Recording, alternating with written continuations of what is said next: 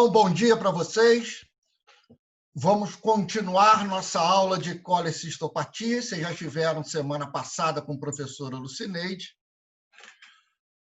A primeira parte, que era a parte de colelitise e do processo inflamatório da vesícula biliar, que é uma das emergências do nosso abdômen agudo inflamatório.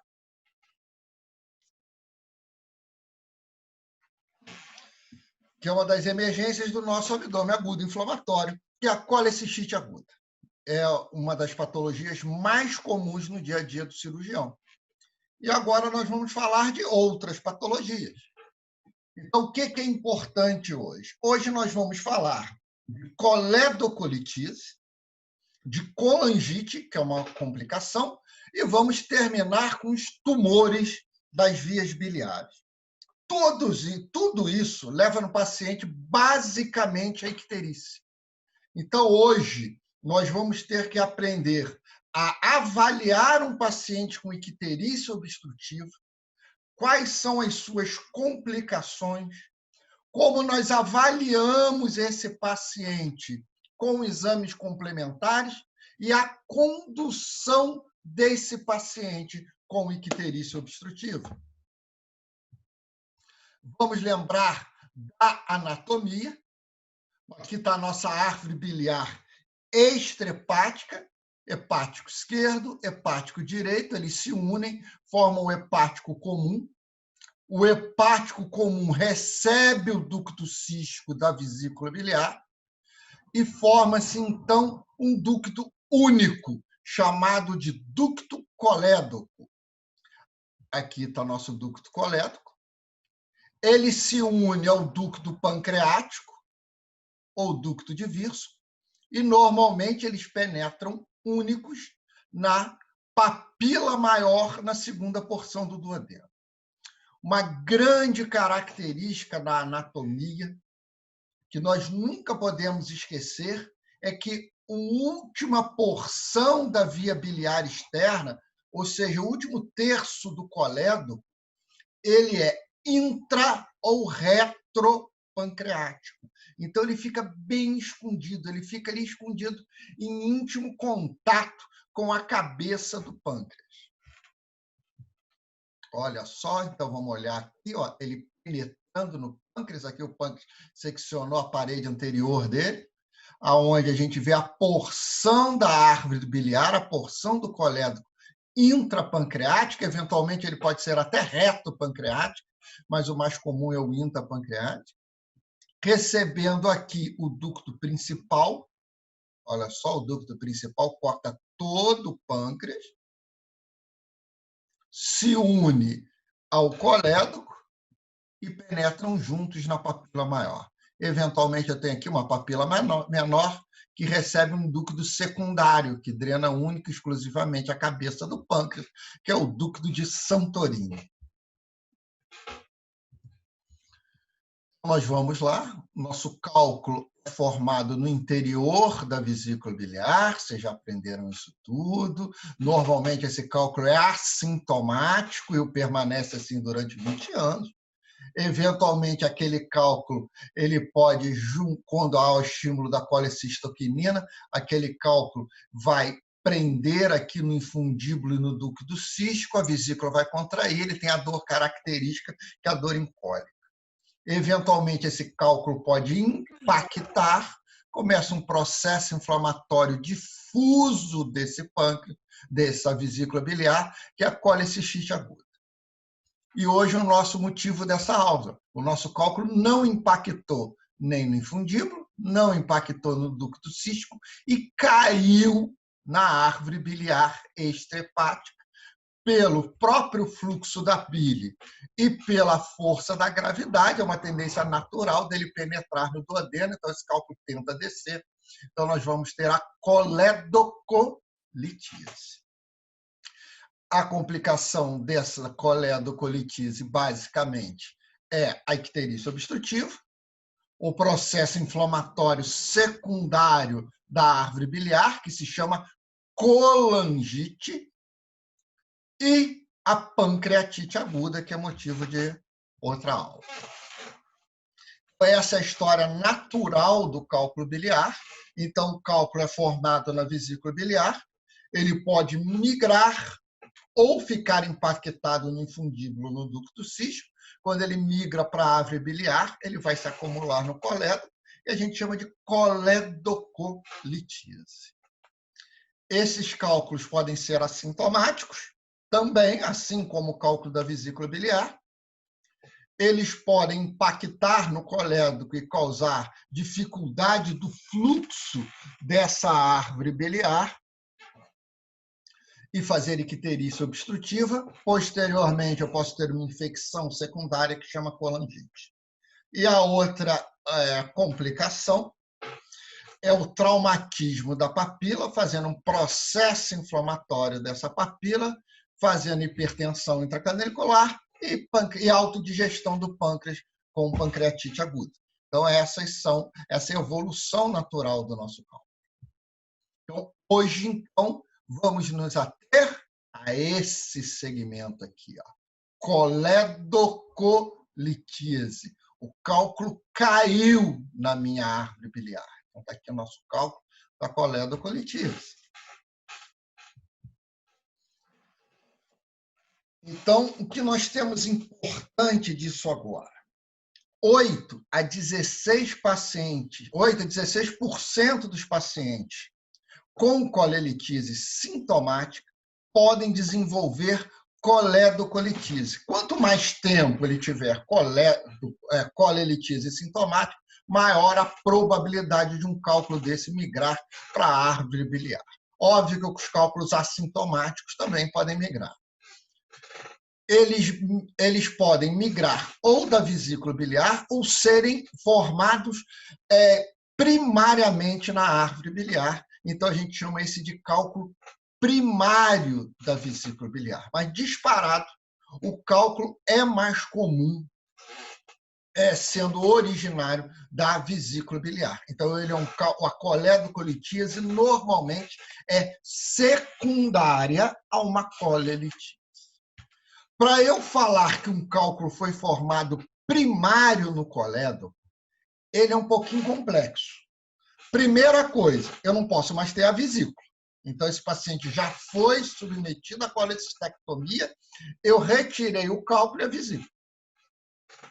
E esse paciente, depois de algum tempo, aparece com o cálculo no colédoco, coledocolitíase.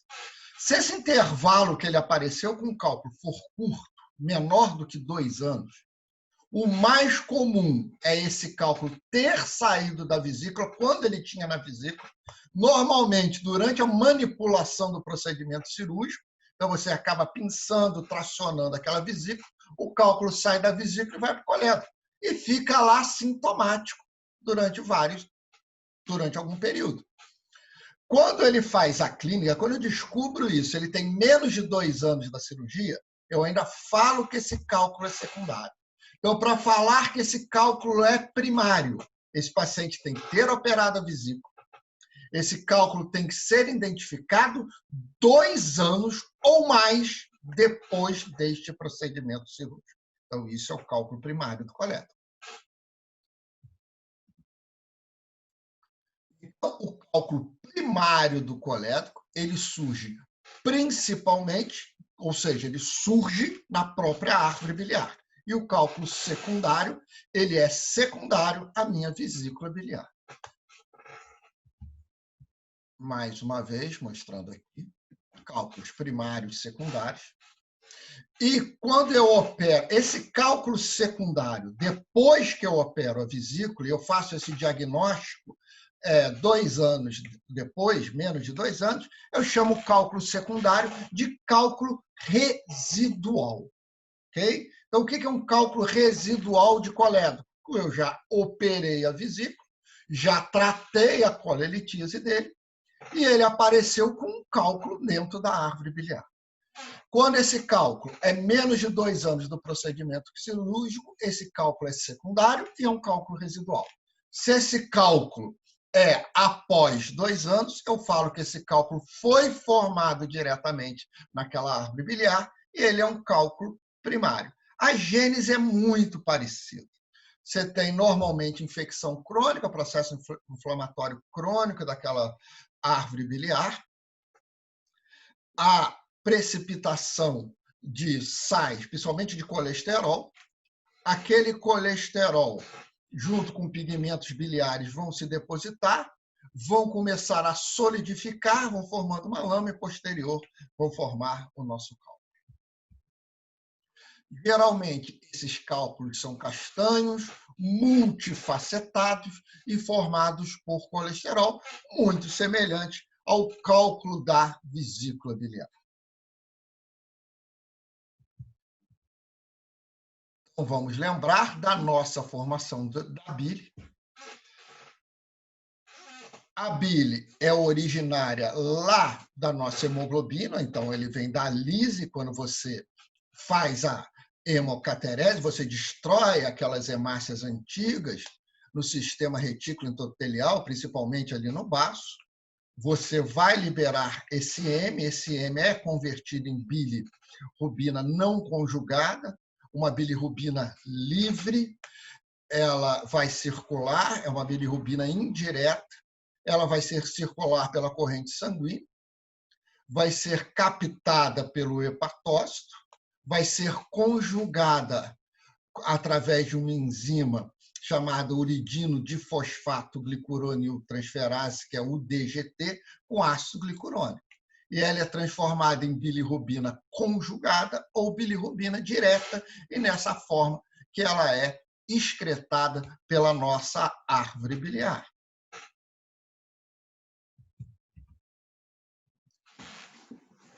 Sobre as manifestações clínicas do cálculo, como nós já falamos, a coledocolitise, assim como a colelitise, pode ser assintomática.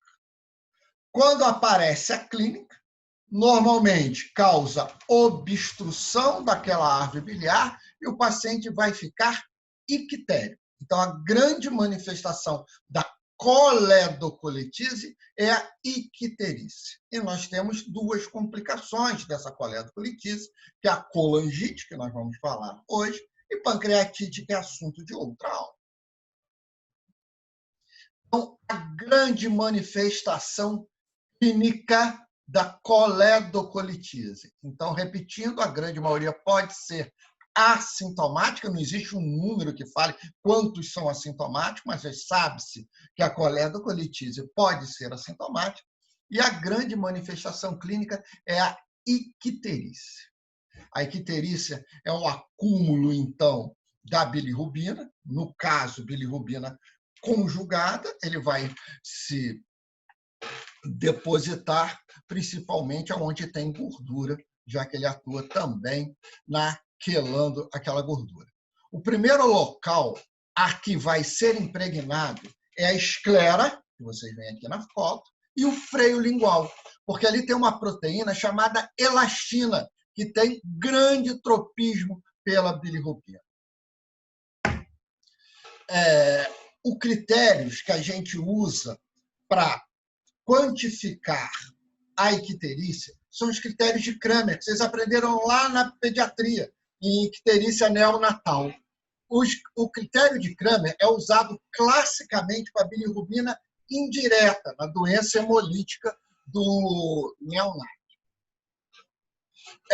Mas ela ficou tão conhecida que ela foi transportada e é utilizada também na icterícia por bilirrubina conjugada, ou seja, na icterícia obstrutiva. Então, nós vamos dividir em zonas. Zonas 1, 2, 3, 4 e 5.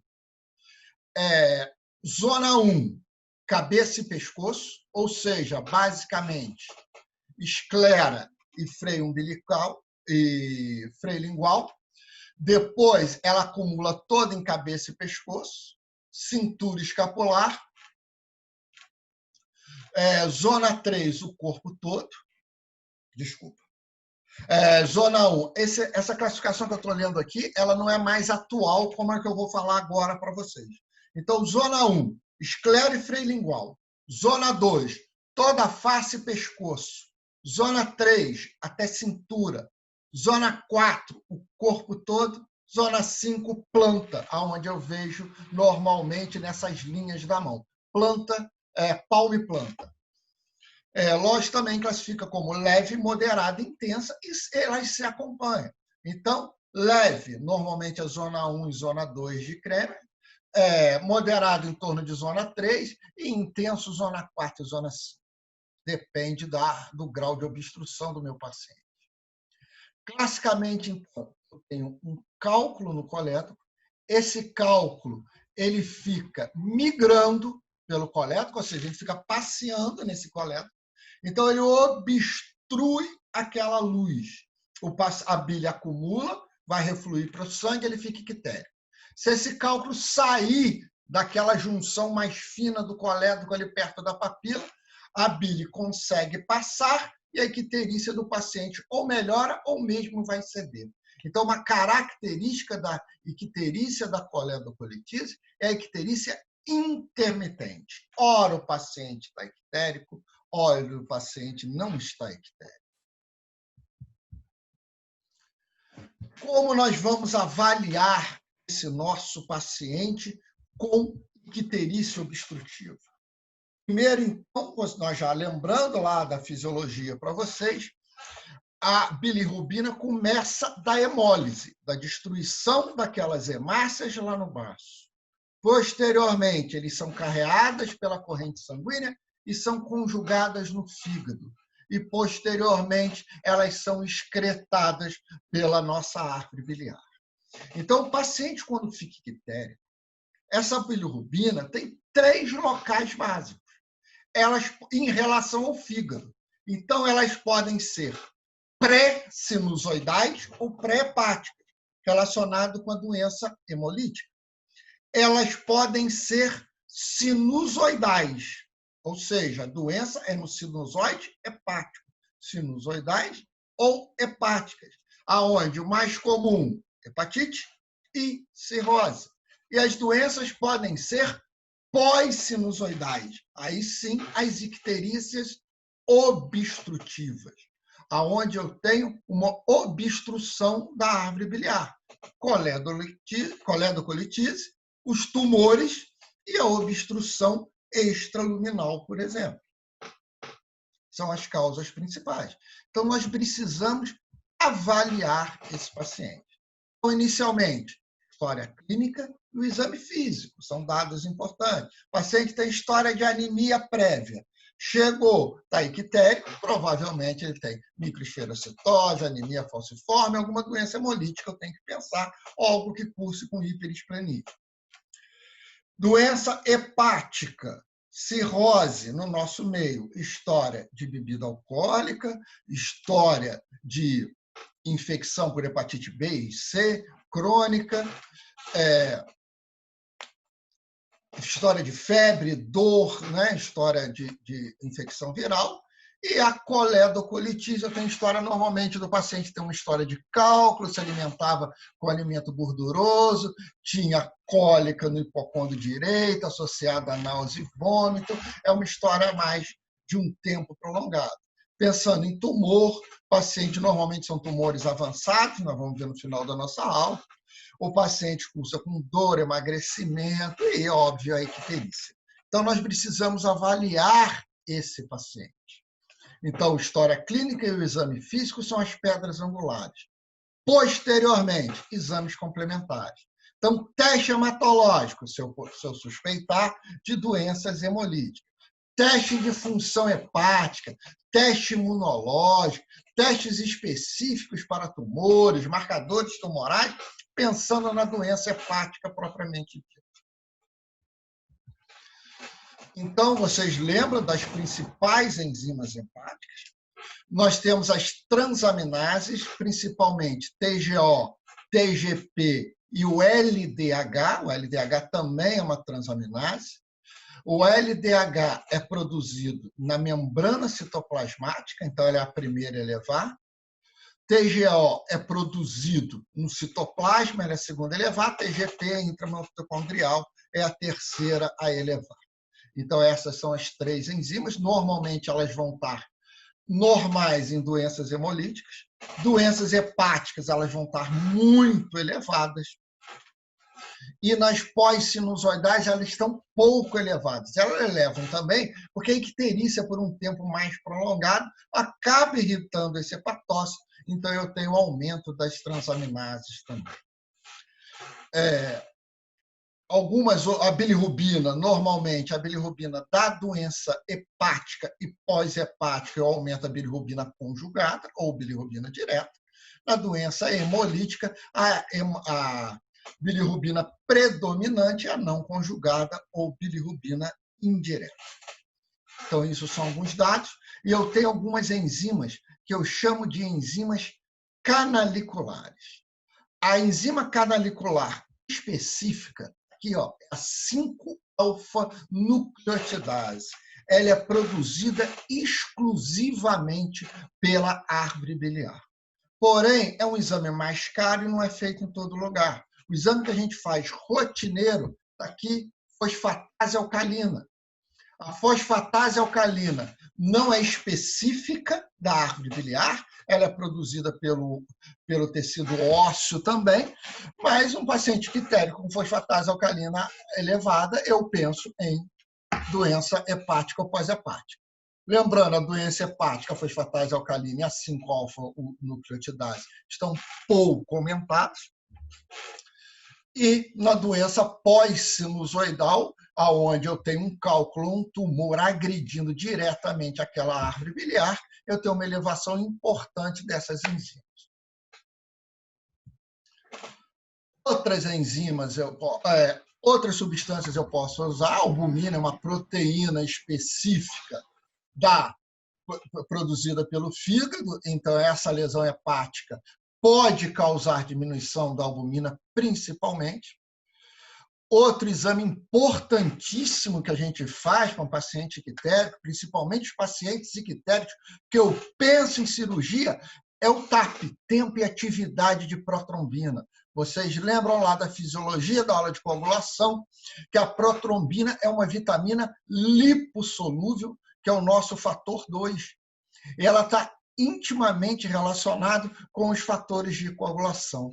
E por ela ser uma enzima secretada pelo fígado e ser vitamina K dependente, eu preciso da bile diretamente, porque eu preciso da bile para absorver a vitamina K e para produzir a protrombina. A protrombina não é o único fator exclusivo da vitamina K, são os fatores 2, 5, 7, 9 e 10, mas é o que usualmente a gente dosa através do tempo e atividade de protrombina ou TAP. Posteriormente, o primeiro exame para avaliar as vias biliares, assim como na colelitise, ou seja, no cálculo na vesícula, é o ultrassom. O ultrassom é o exame inicial para eu avaliar qualquer patologia da árvore biliar. Lembrando que a gente agora está falando de coledocolitíase. O cálculo está dentro do colédoco.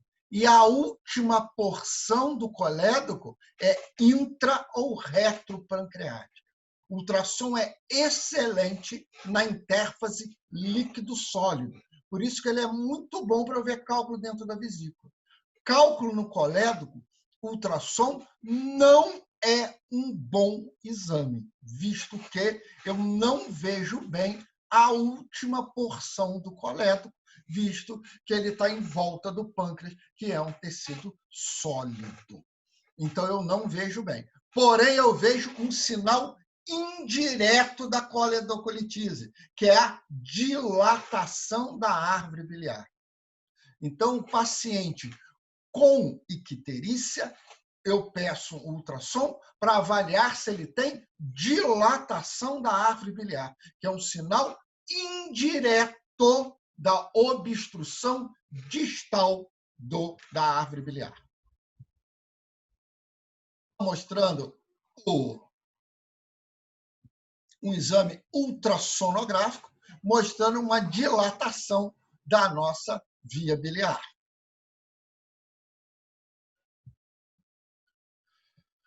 Tomografia pode ser utilizada. A gente tem aqui uma imagem nessa foto B aqui, mostrando um cálculo enorme impactado no colédoco. Isso não é usual. Normalmente, os cálculos das vias biliares, vocês lembram que eles são feitos de colesterol, então eles não são radiopáticos. Eventualmente, eles podem ter um pouquinho de cálcio e eles acabam aparecendo no raio-x e na TC, mas isso não é comum. O comum é você não visualizar. Então, a TC na coledocolitise, eu tenho as mesmas indicações, os mesmos achados ao ultrassom, mostrando aqui que é a dilatação da árvore biliar. Tomografia é um exame bom para eu ver pâncreas. Olha o nosso pâncreas aqui. Então, os tumores periampulares, ou seja, em volta da papila maior ou da ampola de Vater, onde o mais comum é a cabeça de pâncreas, o grande exame indicado é a tomografia computadorizada. Então, TC é para eu ver tumor periampular, não para procurar cálculo. Procurar cálculo eu vou achar igual ultrassom, dilatação da árvore biliar. O grande exame, o exame que ilumina melhor a minha árvore biliar é a colangiorressonância. Então, a ressonância é o exame indicado para avaliação do cálculo da árvore biliar. É um método não invasivo e não terapêutico. Ele só me dá o diagnóstico, tá? Mas a colangiorressonância é o exame que melhor vai iluminar e avaliar a minha árvore biliar, tanto para cálculos quanto para neoplasias. Mas é um exame com quase 100% de especificidade para cálculo da árvore biliar. Aqui mostrando, então, uma colangio, onde você vê aqui o duodeno, colangiorressonância. Aqui eu vejo o duodeno, a vesícula. Aqui eu vejo o colédoco. Normal, hepático esquerdo, hepático direito, as ramificações do hepático direito aqui. E aqui eu estou vendo um colédoco, o paciente já operado, não tem vesícula biliar aqui, um cisco dilatado, que está entrando aqui, a vesícula não vejo, né?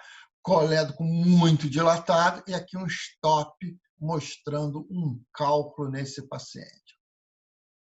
Então, colangiorressonância é um grande exame para eu avaliar a árvore biliar, porém não é terapêutico. Ultrassom endoscópico hoje é um exame que começa a progredir.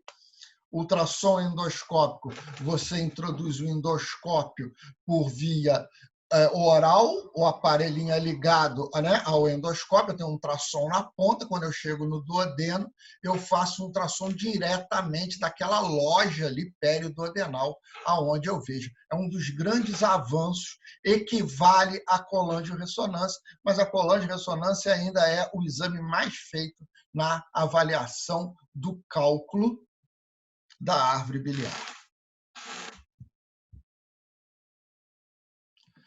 Grande indicação do cálculo é a CPRE, ou colangiopancreatografia retrógrada endoscópica.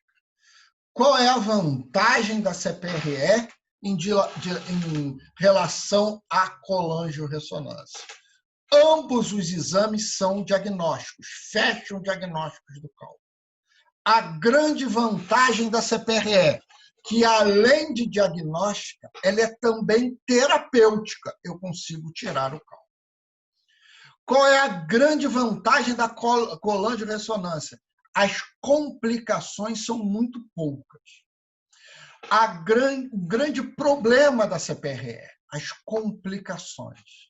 As principais complicações são pancreatite, porque eu vou mobilizar, posso fazer um edema dessa papila e hipertensão intracraniana, colangite e perfurar o colédoco com a instrumentação da árvore biliar. São as três grandes complicações.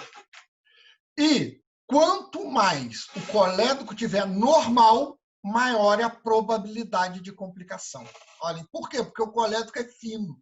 Então, se ele está fininho, normal, ele mede aquela luz em torno de 8 milímetros, a chance de eu traumatizar, perfurar, é muito grande. Então, as complicações da CPRE são muito maiores que as complicações da colangiorressonância. Por isso que você tem que avaliar bem a indicação da CPRE. Aqui mostrando uma CPRE, o que é aqui? Ó. O endoscópico penetrou pelo esôfago, passa pelo estômago, o estômago foi retirado, aqui ele entrou no duodeno. Uma visão lateral, aqui ele vê a papila maior, introduz um catéter pela papila maior, ilumina essa papila maior, e aqui aparece o nosso cálculozinho aqui residual, ou secundário. Vamos dar uma olhadinha nisso aqui. Aqui é o exame tirado do YouTube, que vocês vão ver numa criancinha. Então, aqui a criancinha deitada, o aparelho penetrando, passando pelo esôfago, estômago, chegando lá no duodeno, ali a papila maior aparecendo, esse aparelho é próprio, é um duodenoscópio, a visão lateral, ele penetra na papila, isso é um papilótomo, ó, tem um fio guia que ele introduz, aí ele joga o raio-x e vai iluminar essa árvore biliar, ó, passou o fio guia,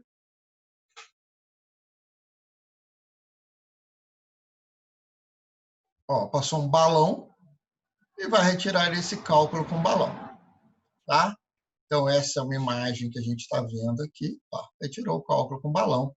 Então, essa é a grande vantagem da CPRE.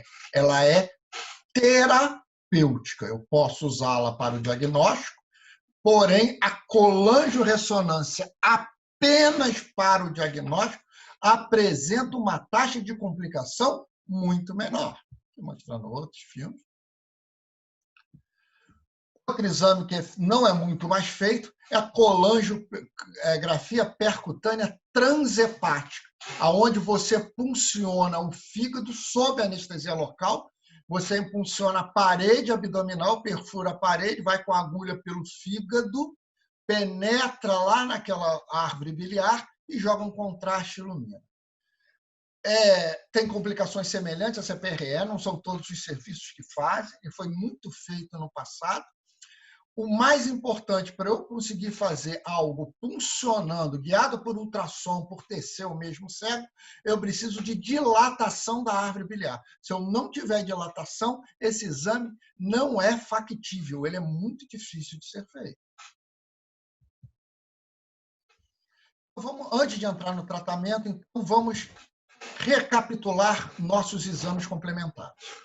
Exame complementar na suspeita de coledocolitíase. Ultrassom é o exame inicial. Então, o primeiro exame que eu faço é ultrassom. O que eu quero saber? Se tem dilatação ou se não tem dilatação. Qual é o exame que fecha o meu diagnóstico? Colangiorressonância e CPRE. Qual é a vantagem da colangiorressonância? A taxa de complicação é muito pequena. Então, para o diagnóstico, a gente utiliza mais a colangiorressonância. Quando eu tenho uma suspeita muito grande, que ela é obstrutiva, exemplo, dilatação da árvore biliar ultrassom, ou a colangiorressonância via o cálculo, eu indico a CPRE. Então, a CPRE é bem indicada quando eu tenho dilatação da árvore biliar e eu vou utilizá-la de maneira terapêutica. Então, hoje a CPRE extrapolou os limites diagnósticos da árvore biliar. Ele é mais utilizado como terapêutica do que diagnóstico. Então, exame inicial, ultrassom. Exame para fechar o diagnóstico, colangiorressonância. Exame para eu tratar esse paciente, CPRE. Então, a CPRE é indicada quando a suspeição é muito grande. Por quê? Por que eu não faço já diagnóstico e, se tiver, eu já tiro o cálculo? Porque ele pode não ter. E a taxa de complicação numa via biliar normal é maior que se tiver doente, em torno de 10%. tratamento da coledoclitise, aqui a retirada do cálculo. Classicamente, isso foi feito de maneira cirúrgica durante anos. Hoje, a CPRE, por ser um procedimento minimamente invasivo, é superior ao tratamento cirúrgico. Você mostra aqui um fio-guia. Esse fio-guia passando, abrindo a papila, chama-se papilotomia. O catéter que eu abro essa papila, está o nominho dele aqui, papiloto, e retiro esse cálculo com Basket. Normalmente, eu não preciso nem passar o Basket, porque a pressão está tão alta na árvore biliar que só quando eu abro o esfíncter de Oddi ali, aquela papila relaxa e a pressão empurra o cálculo acaba descendo. Mostrando mais uma vez a papilotomia. E aqui, ó, a papila totalmente aberta, a gente vê a luz do cálculo, a luz do colédoco e o cálculo saindo aqui. Mais uma vez, vamos lá. Olha só. Então, ó, o papiloto, fazendo a papilotomia, a papila aberta, olha só, a papilotomia. Aberta a nossa papila, olha o cálculo saindo. Então, esse é o nosso grande procedimento, e feita a colangiografia mostrando a árvore biliar.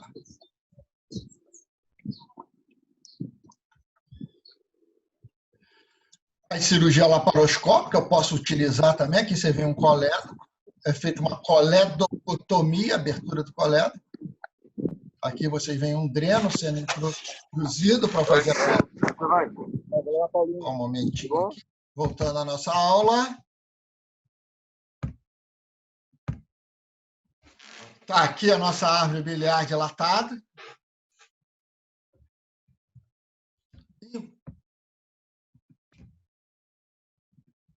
Vamos ver agora um procedimento diretamente. Ó.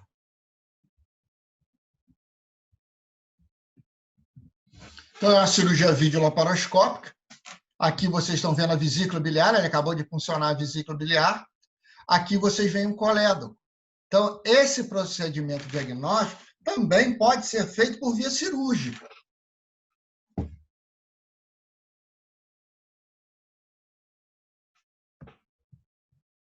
Olha, uma dissecção do colédoco.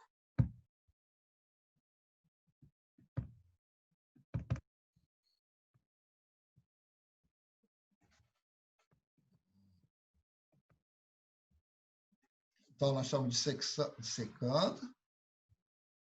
Colocou-se um clamp.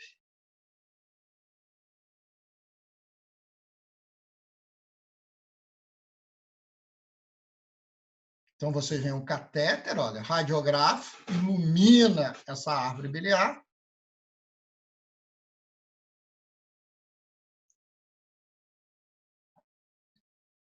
Olha, o colédoco, a dissecção colédoco dilatado. Normalmente, esse colédoco tem até 1 centímetro.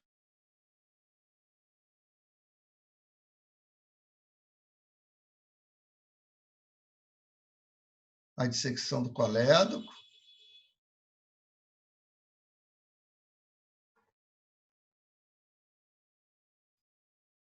Vai seccionar, ó, coledocotomia, abrir o colédoco, não, ainda não. Ó, vai pinçar o colédoco, vai formar uma preguinha para ficar mais fácil. Vai sair, ó, saiu o bile. Ó, a luz do colédoco aberta e tem uma obstrução ali dentro.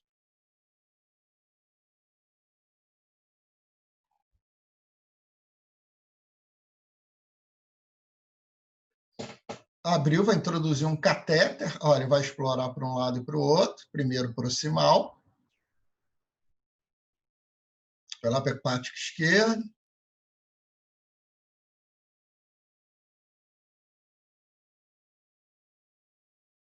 Ó, passa o basket, vê se tem cálculo ali.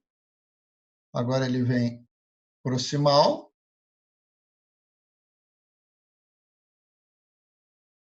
É o mesmo procedimento feito para a CPRE, só que agora ele abre o colédoco no meio. Vai introduzir distal. Vai chegar lá no duodeno, esse catéter, se não estiver obstruído.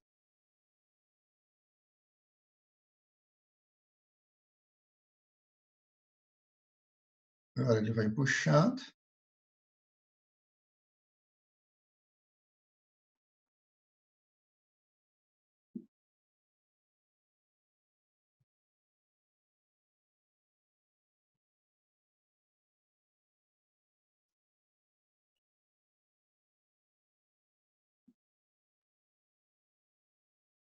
Ó, o cálculo já aparecendo ali.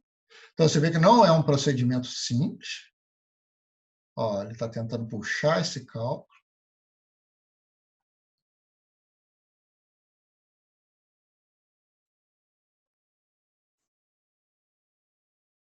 Ó, até mudou o corte agora.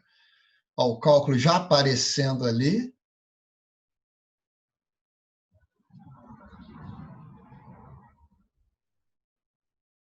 Pronto, tirou, vai ordenhar esse cálculo para cima. Aí o cálculo some. Ele, ai meu Deus do céu, ele vai ordenhar esse cálculo, o cálculo vai pular. Sorte dele, o cálculo saiu. Ele retira o cálculo por uma das funções. Passa novamente para ver se tem mais.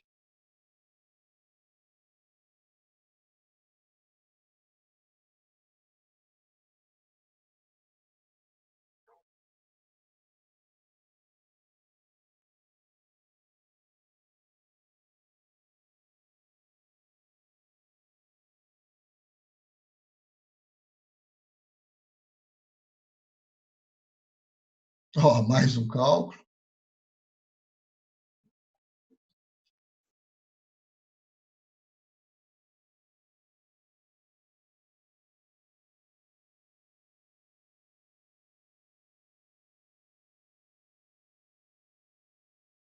Isso pode ser por via convencional, que é o mais usual, ou pode ser feito por via laparoscópica também.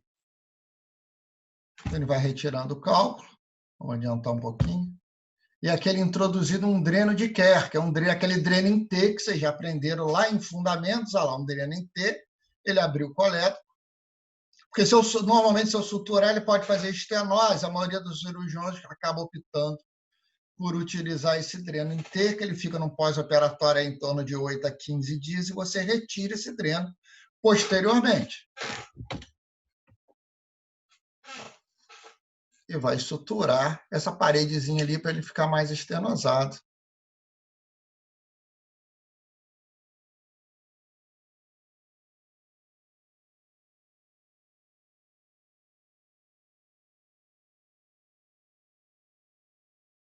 Então, olha só, ele vai dar um ponto para cá, um ponto para lá. E o ponto é semelhante ao ponto da técnica aberta. A cirurgia minimamente invasiva é igual à cirurgia convencional. O que muda é a via de acesso à cavidade abdominal. Então, vamos lá, ele vai fechar isso aqui, ponto final.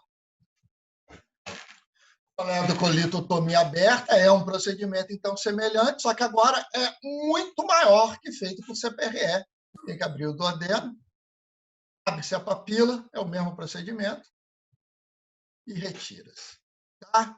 Então, o que a gente fica? Então, a colelitise, normalmente, ela é assintomática e vai permanecer assim durante a vida toda.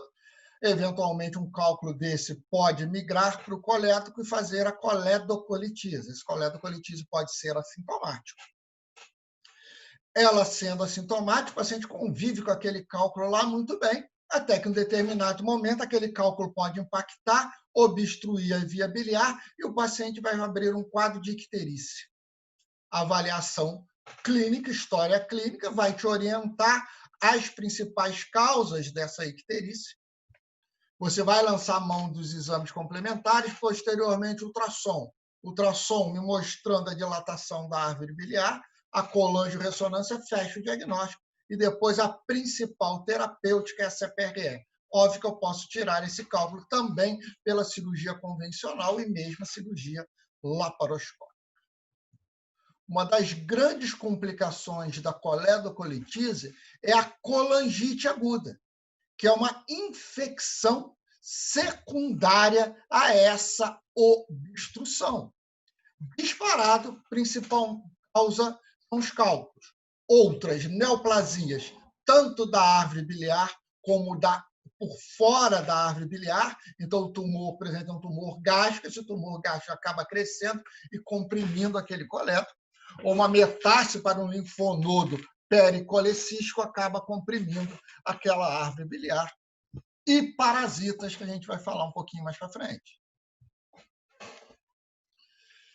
Para eu ter colangite muito semelhante à colecistite, eu preciso de duas coisas. Primeiro, obstrução do fluxo. Segundo, eu preciso que as bactérias cheguem nessa árvore biliar. Normalmente, essas bactérias chegam na minha árvore biliar através de translocação bacteriana. Ou eles vêm por via hematogênica ou pelo ducto linfático. Não é por contiguidade, porque o duodeno é praticamente estéril. As bactérias mais comuns são os gram-negativos, como na colecistite aguda, porém, os anaeróbios também podem estar presentes, o que não acontece na colecistite aguda não complicada. Então, Escherichia, Klebsiella, Proteus, Enterococcus, Pseudomonas e o anaeróbio, o Bacteroides fragilis, pode estar presente também nessa infecção. O quadro clínico todo mundo já sabe, o clássico é a tríade de Charcot, porque ele tem uma clínica muito exuberante, porque eu formo uma secreção purulenta, uma infecção dentro da árvore biliar. Vocês lembram que a árvore biliar ela bifurca na intimidade do fígado. O fígado é um órgão muito vascularizado, então eu tenho a infecção num tecido muito vascular. Então, eu faço muita bacteremia, libero muito mediador inflamatório, então o paciente tem uma clínica exuberante na colangite. Classicamente, eu tenho a tríade de Charcot, febre alta com calafrios, icterícia e dor. É a grande característica do paciente com colangite. Posteriormente, com a piora, com o agravamento do quadro, ele vai evoluir com alteração do estado mental, ou seja, com hipofluxo cerebral e hipotensão. Isso caracteriza uma evolução da tríade de Charcot, ou seja, ele passa a ter febre alta com calafrio, dor, icterícia, confusão mental e hipotensão. Isso caracteriza agora a pêntade de Raynaud. Isso é um quadro clínico clássico e aparece em mais de 50% dos casos. A clínica normalmente que é persistente, que aparece em todos os casos, é a icterícia, que eu preciso de obstrução para o paciente ter colangite.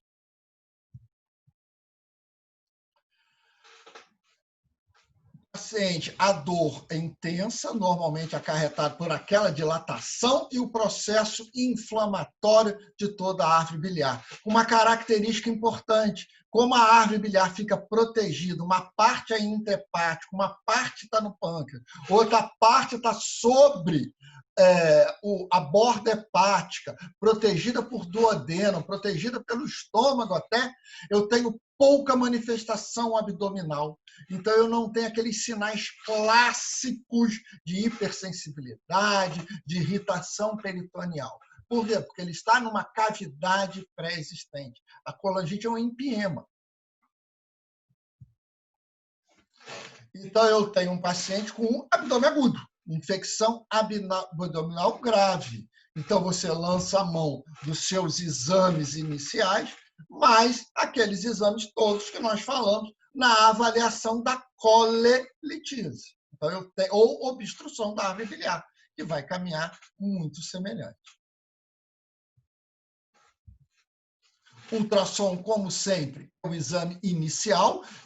Mais uma vez, eu não vejo bem o cálculo da árvore biliar. Eu vou ver um sinal indireto, que é a dilatação da árvore biliar. Então, o ultrassom é o exame inicial em todas as patologias da minha árvore biliar. Eu vou procurar dilatação daquela minha árvore biliar. Classicamente, há tempos atrás, a cintilografia era o grande exame para ver a colangite. Hoje não é muito mais usado, tá? A cintilografia, assim como não é muito mais usado para colecistite aguda. Ele é mais usado nos diagnósticos de neoplasias, também colecistite ainda. Tomografia também, ela vai me dar a dilatação da árvore biliar.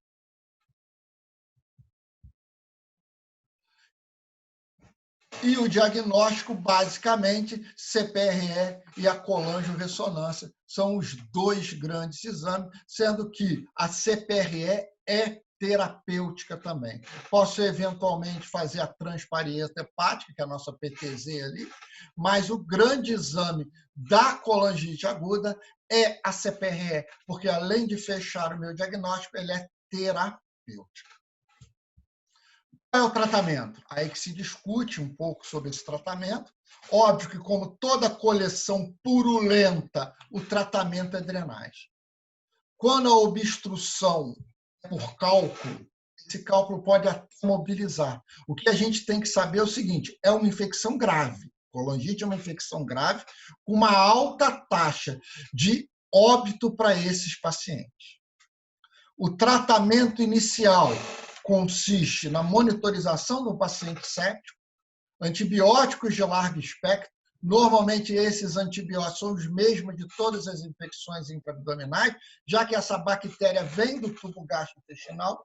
Então, a gente associa uma cefalosporina de terceira geração, normalmente ceftriaxona. Vocês lembram que, à medida que evolui a geração, evolui o espectro para gram negativo às custas de gram positivo.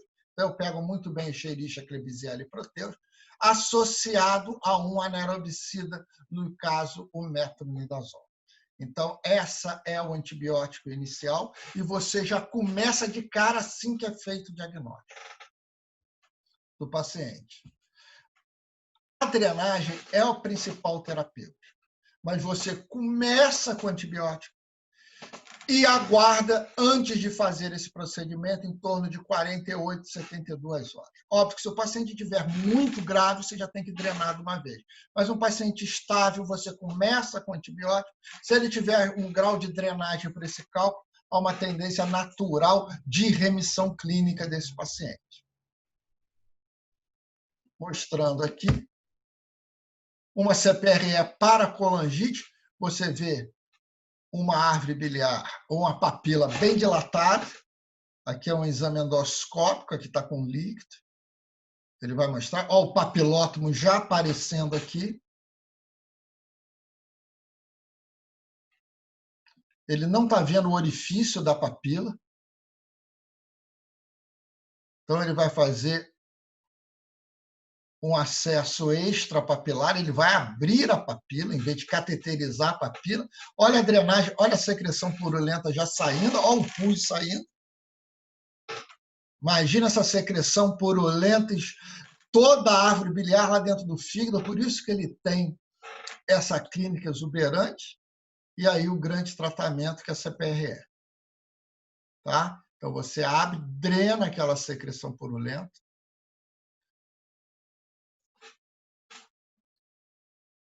Ó, ele diminuiu tanta pressão, ó, que a papila aqui, ó, o orifício da papila já começa a aparecer.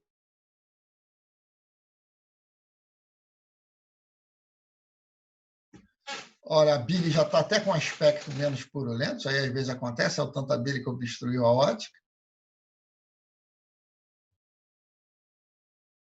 Posteriormente, ele vai ampliar também por via endoscópica, que pô, tem um cálculo impactado naquilo ali.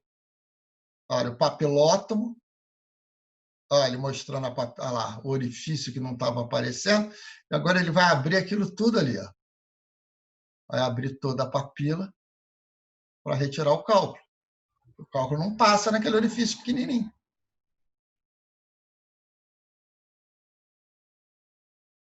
o cálculo já aparecendo. Olha lá, saiu. Isso aí não é intencional, não. Ó, e a bile escoou e tratou nosso paciente com colangite. Então, o grande tratamento é a drenagem e o padrão ouro dessa drenagem é a CPRE.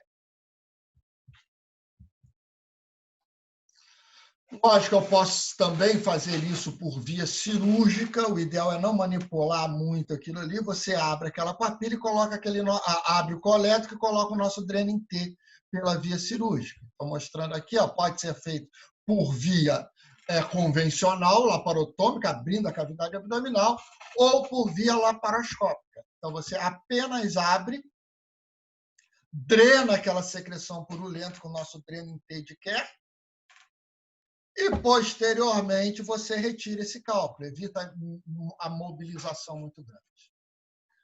Outras causas de colangite, uma é mais em paciente em países asiáticos, mas como a gente adora agora comer comida japonesa também, o peixe cru tem duas bactérias importantes, dois vermes importantes, que é a clonorquinose, é a principal delas, e no Ocidente eu posso eventualmente ter o Ascaris. Então, esse cálculo, você vê, ele vem do caramujo, passa para o nosso bom e velho salmão, e o paciente acaba deglutindo, ele tem tropismo e se instala na árvore biliar. No Ocidente é raro, muito mais raro, e pode acontecer com Ascaris, fazendo colangite recorrente, porque faz áreas de processo inflamatório crônico esses vermes. Então, isso é mais comum no Ocidente. Outra complicação é a colangite esclerosante primária, que é uma doença autoimune, então ele é normalmente bem associado a doenças autoimunes, tiromotiroidite de Riedel e principalmente doença inflamatória intestinal, que é a colite. Então você vê uma árvore biliar com doença autoimune toda estenosada. O prognóstico é ruim, porque o prognóstico é ruim desses pacientes. E, normalmente, o tratamento dessas colangites esclerosante primária, eles respondem um pouco mal a corticoide, mas você acaba até pensando em transplante no final. Ok? Vamos dar um intervalinho, então, de 15 minutos. Alguma pergunta? Márcio. Oi. Eu tenho uma pergunta. Bom dia. Bom dia.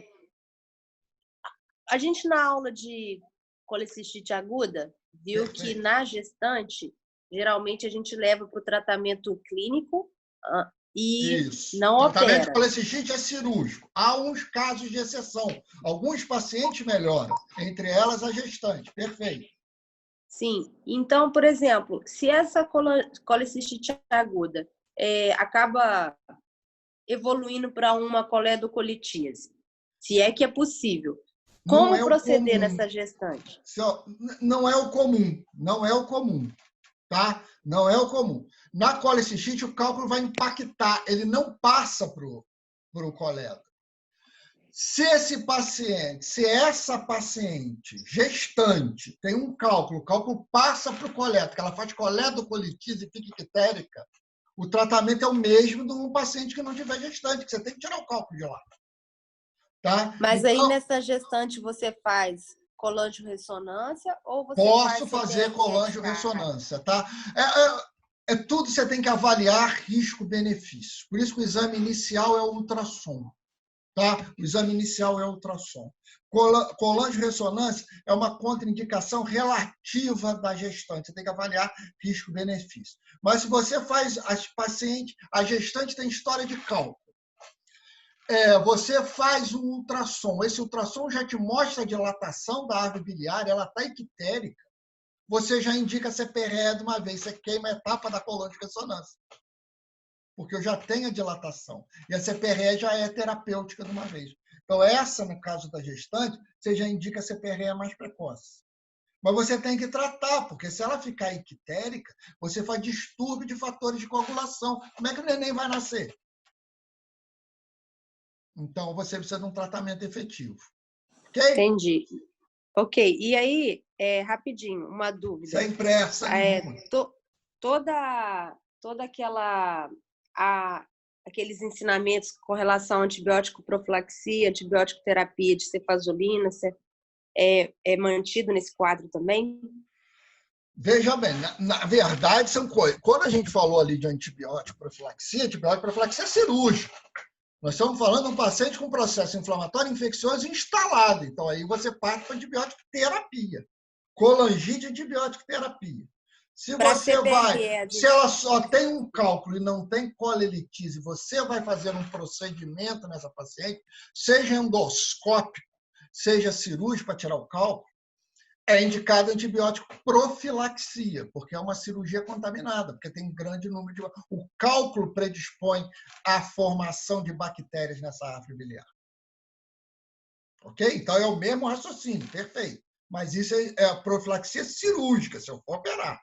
Paciente ictérico por si só não tem indicação nenhuma de antibiótico. CPRE leva profilaxia cirúrgica, então? Também, a mesma coisa. CPRE a gente faz antibiótico profilático. Tá joia, obrigada. Porque o cálculo predispõe à proliferação de bactéria na árvore biliar. Tá bom, obrigada. Ok? Mais alguma pergunta? Nada?